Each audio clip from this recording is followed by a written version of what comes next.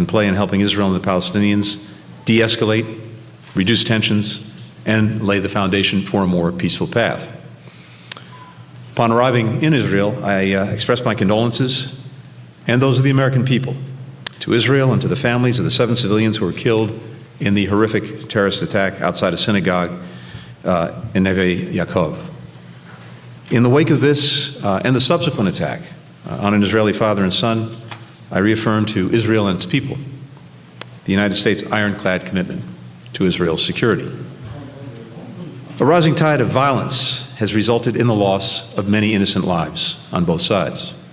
As I discussed with Prime Minister Netanyahu and President Abbas, and everyone I met in Israel and the West Bank during this visit, all sides must take steps to prevent further escalation in violence and restore calm. That's the only way that we can create conditions in which people's sense of security will start to improve and fear can start to recede. Across my meetings with Israel's government, the Palestinian Authority, our partners in Cairo, I heard a deep concern about the current trajectory. But I also heard constructive ideas for practical steps that each side can take to lower the temperature, to foster greater cooperation, to bolster people's security. And so I've asked senior members of my team to stay on in the region and continue discussions on how these steps might actually be advanced. These are the steps that the parties themselves must lead on. And we have no illusions that heightened tensions can be diffused overnight. But we're prepared to support efforts here and with partners in the region if the parties have the will to do so. The United States is always ready and willing to be a partner in the cause of peace and security. On my return home and in the coming days, I'll also continue to engage with partners in the broader region who share our serious concerns about the escalating cycle of violence, and like us, want to support the parties in finding a way forward. So restoring calm is our immediate task, but over the longer term, we have to do more than just lower tensions. The United States is committed to working toward our enduring goal of ensuring that Palestinians and Israelis enjoy equal measures of freedom, security, opportunity, justice, and dignity. And it's President Biden's firm conviction that the only way to achieve that goal is through preserving and then realizing the vision of 2 states for 2 peoples. The United States will continue to oppose anything that puts that goal further from reach, including, but not limited to, settlement expansion, legalization of illegal outposts, move towards annexation of the West Bank, disruption to the historic status quo on Jerusalem's holy sites, demolitions and evictions, and incitement and acquiescence to violence.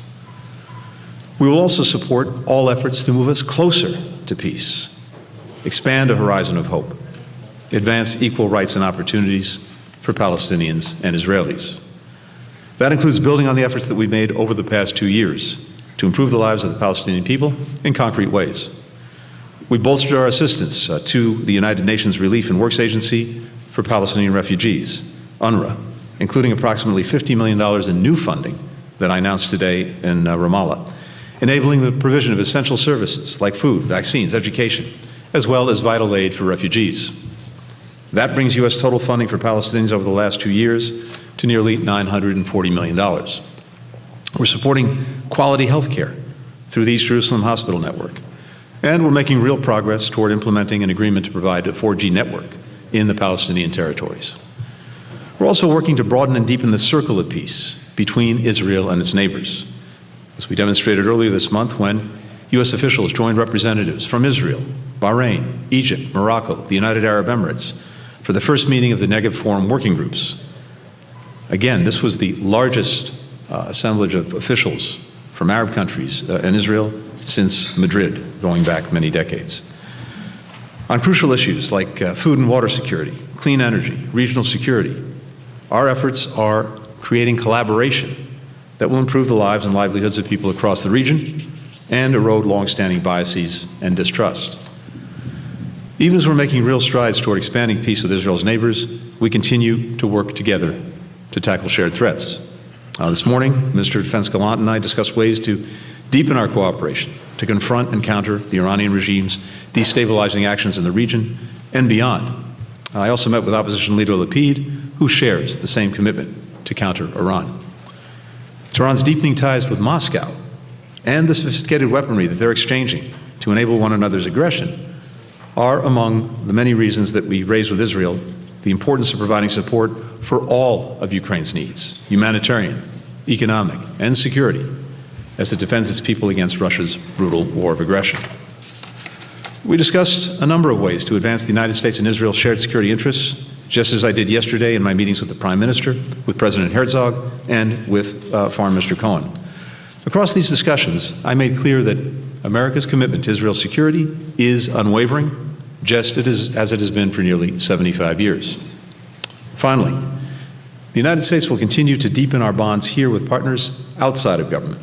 Today, I had the opportunity to spend time with Palestinian and Palestinian-American civil society leaders, entrepreneurs, business owners in Dar es Salaam, who shared the vital work they're doing to improve the lives of their communities.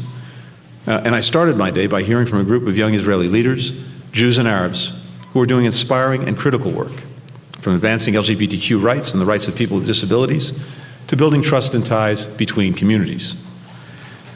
These meetings were a reminder that the civil society in both of our countries plays an indispensable role in defending and strengthening the rights of people and principles at the heart of a free and open society, and helping people tackle some of their most pressing challenges. It's a reminder of how citizens are willing to continue to engage, to hold their leaders accountable, and to keep working to create the world that they and their communities want. They can count on the United States and a partner in all of those endeavors. With that, I'm happy to take some questions. We'll start with Tracy Wilkinson of the LA Times. Hi. Tracy. Thank you, Mr. Secretary. Thank you for taking this time, because you have had a couple of very busy days, we can all bear witness. You just mentioned the deep concern over the trajectory that you saw here. And in your meetings, both with Israeli officials and people and Palestinian officials and people, I wanted to dig a little deeper into that. Do you concur with, or at least understand, Israelis who fear that some of the actions of their new government threaten democracy here? And after meeting with Prime Minister Netanyahu, do you believe that he can and wants to preserve democracy? And on the Palestinian side, Palestinians are increasingly disillusioned with the two-state solution. Many have given up on it, convinced that Israel will never let it happen. Yet you continue to advocate it, as you just did a minute ago. After meeting with President Abbas, do you think he is the person to resolve the statehood issue, to diffuse the tensions, and to fight terrorism? In other words, do you have confidence in him and in the Palestinian Authority? Thank you. Thanks. Let me take the second part of the question first, and then come to the first part. Look, as always, we're focused on the policies that governments, administrations pursue, not individual personalities, and so we're focused on what the Palestinian Authority is doing, both to work to improve the lives of the Palestinian people, as well as to engage responsibly with Israel on, first and foremost, diffusing the current situation, the current cycle of violence, reducing tensions, not escalating them, calming things down, not ramping things up. That is the immediate focus. And I heard both from Palestinians, including President Abbas, as well as from Israelis, some ideas for how we can move that forward, which is why I asked some of my colleagues to stay behind to support the efforts that are being made to calm things down. That's really the first order of business. And my hope is that if that succeeds, then we can look to both sides to take some positive steps to try to rebuild confidence, rebuild trust, and that in turn lays the foundation for, at some point, pursuing two states. But I think in this moment, the most immediate challenge is, as I said, diffusing the cycle of violence that has people here first and foremost, but around the region deeply concerned. As I said, the President Biden remains committed to and convinced of the importance of a two-state solution, but one step at a time. We have to focus first on making sure that Israelis and Palestinians diffuse the current situation, and then start to build some positive steps into their relationship. With regard to the first part of the question, and I think you heard me address this yesterday, the relationship that we have with Israel is based fundamentally on shared interests and shared values, and it's been that way for 75 years. I spoke about some of those values yesterday, including, of course, respect for human rights, equal justice under the law, equal rights for all, the rule of law, free press, a robust civil society. And as I mentioned, I had an opportunity to engage with some representatives of civil society just today. And to be sure, Israel has a very robust civil society. And we've seen that in recent days. And again, I saw that today in my own meetings. With regard to the proposed reforms, there's clearly a very vibrant debate that's going on, a discussion that's going on in Israel. And these debates are a very healthy part of a vibrant democracy. In fact, they're unique to democracies. And as democracies, one of the things that we recognize is that building consensus on new proposals is the best way to make sure that not only are they embraced, but that they actually endure. All of this, of course, is for Israelis themselves to work out, but we look forward, generally speaking, to working with Israel to advance the interests and values that have been at the heart of this relationship, as I said, for 75 years. Julie Cohen of Con News. Thank you, Secretary, for doing this following the legislative reform. Several members of the Israeli coalition, including one minister, has said after your comments yesterday with Prime Minister Netanyahu that the Israeli Prime Minister doesn't need a lesson in democracy. I wonder what you think about such comments, and also, Secretary, did you receive any assurance from Netanyahu about how you're going to implement this plan? And another question regarding the escalation. Prime Minister's office announced after the terror attack that they will promote steps to strengthen the settlements and even increase the number of guns held by citizens. Do you think that this might contribute to another escalation? Two things. What I talked about yesterday, and again talked about just now, reflects the shared values that the United States and Israel have had and held for more than 75 years. And it is nothing more and nothing less than that. And I continue to be inspired by the vibrancy with which Israel shares those values, something that, again, we're seeing right now. And I think I can say the same thing about my own country, the United States. With regard to the second part of your question, we have been clear and consistent in our conviction that neither side should take any unilateral actions that right now potentially would add fuel to a fire, and over the medium to long term would make the prospects of achieving two states even more distant than they currently are. Will Malden, Wall Street Journal.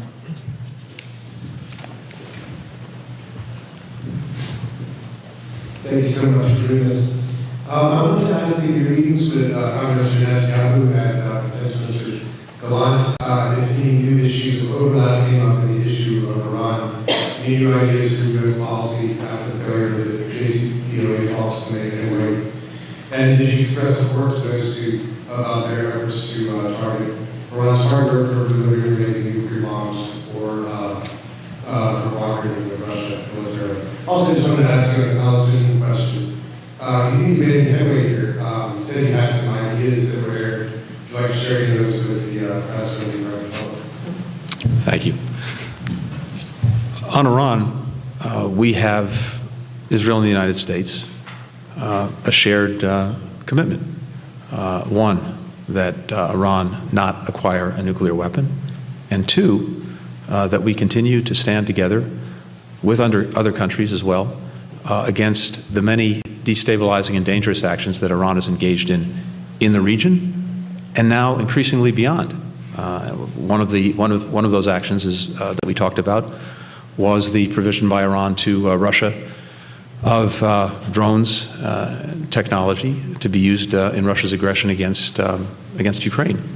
And as I mentioned before, and as we also discussed with our Israeli counterparts, this is a two-way street. Not only is Iran providing sophisticated military equipment to Russia, but Russia in turn is doing the same with Iran, which is of course of real concern to us and real concern to Israel. So we continued what has been an ongoing discussion of ways that we can continue to work together, collaborate, and not just us, with other countries, in countering the malicious actions that Iran is engaged in, whether it's in this region or beyond. With regard to what I heard on this trip, no, I'm not going to detail the ideas, but I think there are some concrete ideas from both sides that, if pursued, would really help diffuse the current situation. And it's why I asked some of my colleagues to stay behind to support the efforts that both parties are making to try to get to a better path. It is fundamentally up to them. They have to work together to find a path forward that, as I said, both diffuses the current cycle of violence and I hope also leads to positive steps that each can take to build back some trust, to build back some confidence, to help make material improvement in people's lives, to foster a greater sense of security for Israelis and Palestinians alike. That will take time. The immediate task, as I said, is to diffuse this cycle of violence, and if both sides are genuinely committed to it, I think there's steps that they can take and that we heard from them that would help achieve that. We have time for a final question from Lana Kamla.